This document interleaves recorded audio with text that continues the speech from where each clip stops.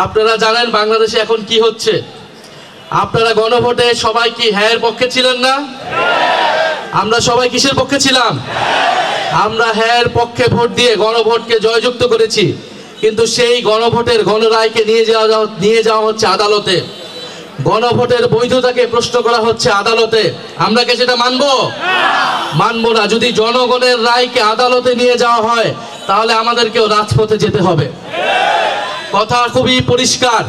আমরা জুলাইয়ের মতো স্লোগান দিতে চাই না, হাইকোর্ট না রাজপথ, কিন্তু এই স্লোগান দিতে আমাদেরকে বাধ্য করবেন না। আমরা জাতীয় সংসদ হয়েছে, সংসদকে সংস্কার পরিষদ সদস্য হিসেবে ঘোষণা করতে হবে এবং গণভোটের গণরায় অনুযায়ী সকল সংস্কার বাস্তবায়ন করতে হবে। এর অন্যথা, এর বিকল্প আমরা কোনো কিছুই মেনে নিব না। এবং রাজনৈতিক প্রশ্নগুলোকে, জনগণের ম্যান্ডেটকে আদালতে নিয়ে পরিস্থিতি অস্থিতিশীল করার চেষ্টা করবেন না, আদালতকেও প্রশ্নবিদ্ধ করবেন না। বিজ্ঞ আদালতের প্রতি আমাদের আহ্বান থাকবে, জুলাই গণ অভ্যুত্থানের হাজারো মানুষের রক্তের মধ্য দিয়ে আজকের প্রধান বিচারপতিগণ বসেছেন।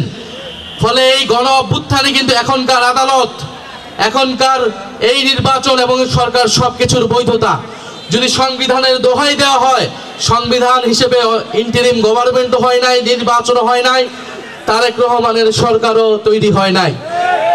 যদি পুরানো সংবিধানের কথা বলা হয় তাহলে ফ্যাসিস্ট হাসিনাকেই এখনকার প্রধানমন্ত্রী হিসেবে মেনে নিতে হবে। বর্তমান সরকার কি সেটা মেনে নিতে প্রস্তুত কিনা আমরা তার কাছে সেটা শুনতে চাই। ফলে অযথা জল ঘোলা করবেন না। সংস্কার বাস্তবায়ন করতে হবে, বিচার বাস্তবায়ন করতে হবে। ভারতের কাছে অবিলম্বে শেখ হাসিনাকে বাংলাদেশে ফেরত পাঠানোর জন্য দাবি জানাতে হবে। শেখ হাসিনাকে ফেরত না পাঠালে ভারতের সাথে সম্পর্ক ঠিক হবে না। বাংলাদেশের সাথে সম্পর্ক স্থাপন করতে হলে অবশ্যই জুলাই গণহত্যার বিচার, শেখ হাসিনাকে ফেরত পাঠাতে হবে, শরীফ ওসমান হাদির খুনিদেরকে বাংলাদেশে ফেরত পাঠাতে হবে। তারপরে ভারতের সাথে সুসম্পর্কের বিষয়ে আমরা বিবেচনা করব ইনশাআল্লাহ।